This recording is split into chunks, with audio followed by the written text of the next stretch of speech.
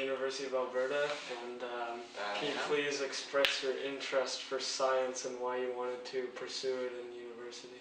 I think I've always been interested in science to some extent, even throughout junior high. It's just watching YouTube videos, watching TV documentaries, reading science books. In high school you can really get into it because you really start getting into those units of chemistry, physics, biology, and you can really kind of start to figure out what you like, what interests you, and having good teachers for that, especially in high school, can tell you what you really like. Yeah. And I figured out that I like sciences, so pursue what you want to do, especially if it's a good field like that. Alright. Well, why did you choose the University of Alberta? There's a few reasons. I think a big part of it was its proximity. I'm only about 15 to 20 minutes away from the university, and I like living at home. I've got a really good home situation. My parents are really supportive, so I figured if I live that close, the U of A is a really good school for science. The science wing that they just built is brand new, state of the art, so I thought it would be a really good school to go to for my undergrad. And if I did want to explore a different university, I could choose to do that either by transferring after a few years or going for a higher education like a master's or something like that. Okay. Now, how did your high school career prep you to be fascinated by the subject of astrophysics? My high school was really good for this. It had a lot of AP courses and a lot of really good teachers that really enjoyed the subjects they were teaching, even if it wasn't physics related, even if it was like history or math. The teachers were really passionate about what they taught and wanted the students to learn. So I really liked my physics teachers, and they were good at showing you the interesting side of it, not just about learning the curriculum, but also showing you what was fun to learn. And that's what really got me interested in it. It was a mix of what these teachers were showing me and what I could find out on my own. Now, you said that you looked at YouTube videos and that kind of thing. Yeah. What is the main source of your information for science-related things? Yeah, so for science-related things, there's so many different mediums to get it from. If you're really looking for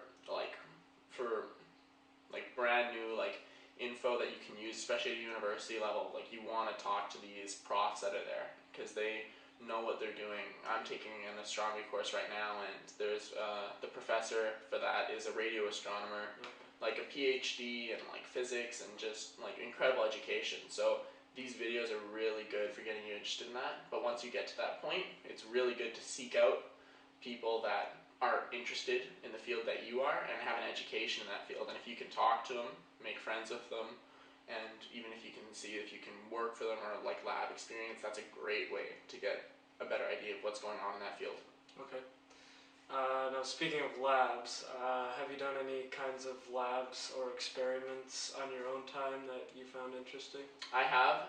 It's hard to get lab work as a first-year undergrad. Usually they're looking for people a bit more experienced, especially when you're working in a field that's really technical, like something like astrophysics or astronomy. They'll usually end up waiting to see if you can have more experience working with a lot of the technology that they're using. And so over the summer I was actually working with it was a biology lab, working with plant biology, so botany, and it was a lot of physical labor. It was out in the field, but when you're looking at science, there's a lot of crossover between the different areas of it, right? It's all the same kind of experimental methods, so getting any experience is good. So I was out there doing research. I was happy to do research because any experience is good experience. And was this lab in your vicinity, Yeah, so the lab was based out of the U of A, and to collect the data we had to drive down to southern Alberta, and we spent 3 or 4 days in the field, and it was collecting samples of these native grasses in southern Alberta, and we would process what kind of certain species we could find, the specs of the soil, moisture, all that kind of thing. It was on kind of this branch land down in southern Alberta. And then you ship it all back to the lab and you do processing for soil nutrients and all that cool stuff. Okay, so obviously these labs have helped you for your first year? Oh yeah, totally. It gives you a better idea of what that kind of whole world of academia and what these professors do, right? Because not only do they teach classes, but they're there to do research, right? And to publish studies in journals and all that kind of stuff. Okay. Yeah. So I have one more question. My last question is, what is the most astounding fact you can share with us about the universe? This is funny. This is actually a question I was asked to one of the famous astrophysicists, Neil deGrasse Tyson. And so I'm kind of tempted to piggyback on his answer of everyone's made out of star stuff, which basically means that some of the material that you are made of would have to be formed in a fusion reaction inside of a star. So I love that fact. That sums up kind of the overreaching aspect of astrophysics and how it kind of impacts all areas of life. But personally, the astounding facts I find are, I really like neutron stars, and what they are is they are stars that are made of pure neutrons, and they are so dense because there's no resistance to them collapsing so dense to that level.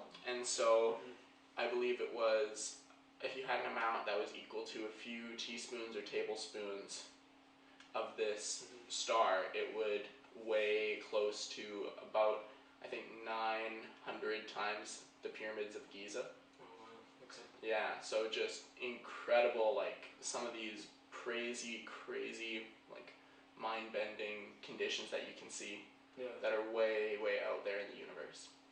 Okay. Well, that's all I have. So Great. Thanks for answering those questions. Not a problem. Yeah, thanks.